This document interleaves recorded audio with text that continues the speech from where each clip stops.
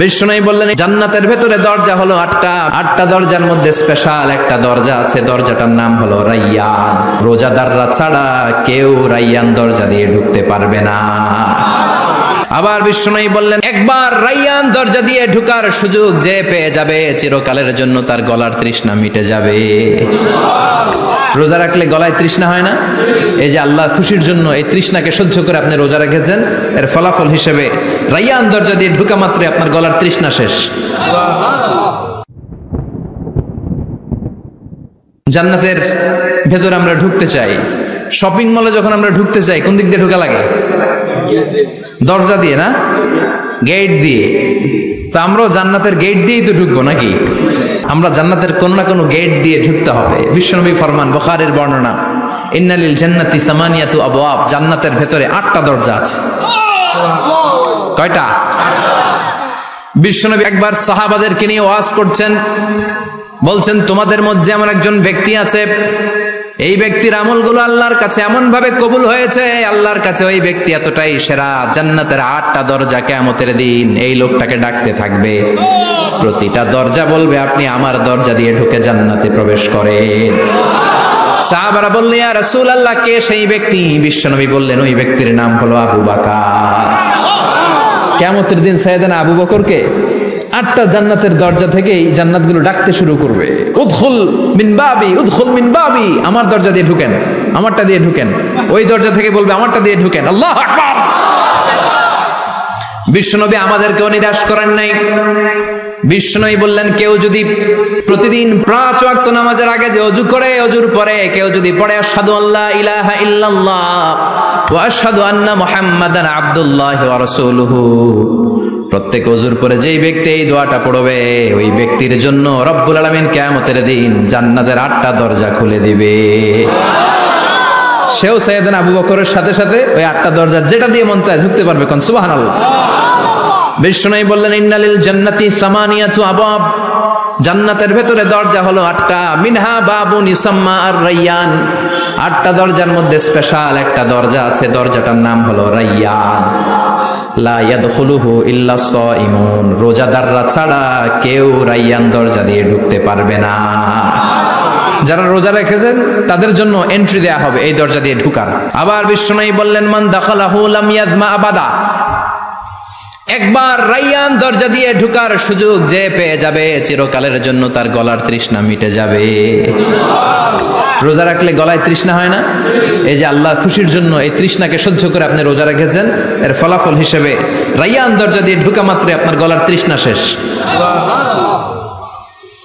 জান্নাতের 8টা দরজার কোন না একটা দরজা দিয়ে আমরা ঢুকবো। এখন এই দরজার সাইজ কতটুকু জানার দরকার আছে না নাই? বিষ্ণু বললেন ইন্না মিসরাইন মিন মাসারি'i জান্নাহ মা বাইনা মাক্কা ওয়া হাজার, সৌদি আরবের মক্কা শহর থেকে বাহরাইন শহর যত দূর, জান্নাতের দরজাটা হবে তত দূর। আমাদের দরজা কয় ফিট বাই কয় ফিট হয় বাসার দরজাগুলো? হ্যাঁ, আল্লাহু আকবার। জান্নাতের এক একটা দরজা সৌদির মক্কা শহর থেকে হাজার হচ্ছে বাহরাইনের একটা শহর, এই 2 শহরের মাঝখানে যত দূর জায়গা, এত বড় জায়গা, সেই হিসেবে কয়েক কোটি লোক এক ধাক্কায় ঢুকবে। কয়েক কোটি লোক এক ধাক্কায় ঢুকে যাবে। চিল্লায় পড়েন আল্লাহু আকবার। আমরা যেন ওই জান্নাতের ভেতরে ঢুকতে পারি, একসাথে পড়েন আমিন। তবে জান্নাতের ভেতরে অনেকগুলো ক্লাস আছে, সব জায়গায় ক্লাস মেনটেন হয়, ঠিক কিনা? বড় স্যার, মেজো স্যার, ছোট স্যার, বড় হুজুর, মেজো হুজুর, ছোট হুজুর, business class, economic class, platinum class, হ্যাঁ, promo class, first class, second class, third class, last class আছে না নাই? জান্নাতের মধ্যে এরকম ক্লাস আছে। বিষ্ণু বললেন সবচেয়ে দামি ক্লাসের নাম হলো ফেরদাউস। ইযা সাআলতুমুল্লাহ ফাসআলুহুল ফেরদাউস, এজন্য আল্লাহর কাছে যখন জান্নাত তোমরা চাইবা, ছোটটা চাইবা কেন, বড়টা চাও, ফেরদাউস চাও। ছোটটা যাবো না, কোনটা যাবেন? ইযা সাআলতুমুল্লাহাল জান্নাতা ফাসআলুহু আল ফেরদাউস, আল্লাহর কাছে যখন জান্নাত চাবা ছোটটা চেও না, বড়টা চাও। 8টা স্টেজ আছে জান্নাতে, এক একজনের আমল অনুযায়ী এই জান্নাতে ঢুকবে। কেউ ঢুকবে জান্নাতুল মাওয়াতে, কেউ জান্নাতুন নাঈমে, কেউ জান্নাতুল আদানের ভেতরে, কেউ দারুল কারার, দারুল খুলদ, দারুল মাকাম, ইল্লিগুন এগুলোতে ঢুকবে। আমরা সবাই যেন জান্নাতুল ফেরদাউসের অধিবাসী হতে পারি। সূরাতুল মুমিনুনের শুরুতে আল্লাহ তাআলা মুমিনদের 7টা গুণের কথা বলেছে। আল্লাহ বলেছেন উলাইকা হুমুল ওয়ারিসুন আল্লাযীনা হুম ইয়ারিসুনাল ফিরদাউসা হুম ফিহা খালিদুন। এই 10টা আয়াতের ভেতরে যেই 7টা গুণের কথা আছে, কোন ব্যক্তি, কোন মুমিন বান্দা যদি এই 7টা গুণ নিজের মধ্যে ধারণ করতে পারে, তাহলে বাবা মারা গেলে ছেলে যেমনি বাবার সম্পদের ওয়ারিশ হয়ে যায়, ওই মুমিন বান্দাগুলো জান্নাতুল ফেরদাউসের ওয়ারিশ হয়ে যাবে। আমরা জান্নাতুল ফেরদাউসে যেতে চাই। কোথায় যেতে চাই? কথা বলেন। আমরা জান্নাতুল ফেরদাউসে যেতে চাই।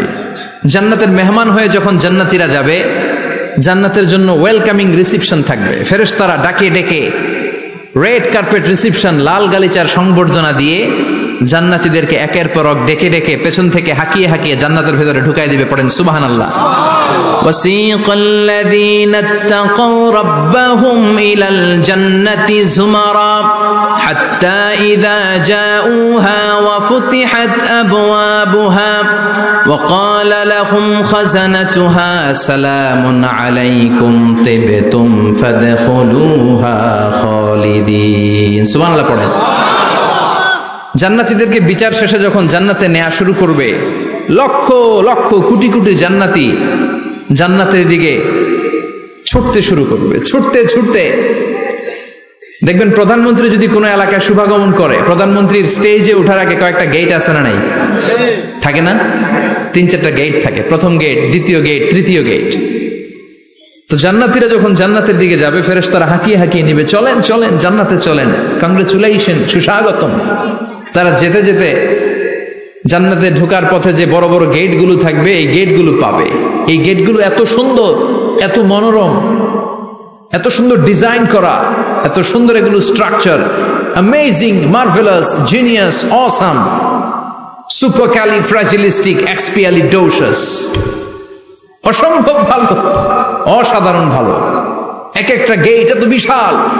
এই গেটগুলোর আশেপাশে বিশাল মরুদ্যান, বিশাল বাগান, বিশাল ফুলের বাগান, বিশাল খাওয়া দাওয়ার ব্যবস্থা। এই সুন্দর দৃশ্য আর চাকচিক্যময় জায়গা দেখে জান্নাতীরা মনে করবে এটাই জান্নাত। জান্নাতীরা এটাই জান্নাত মনে করে, এখানেই খাওয়া দাও। দুনিয়া কে মজা লেলো দুনিয়া তোমারি হ্যায়। জান্নাতীরা বলবে জান্নাত কে মজা লেলো জান্নাত তোমারি হ্যায়। জান্নাতীরা বসে ওখানেই খাওয়া দাও।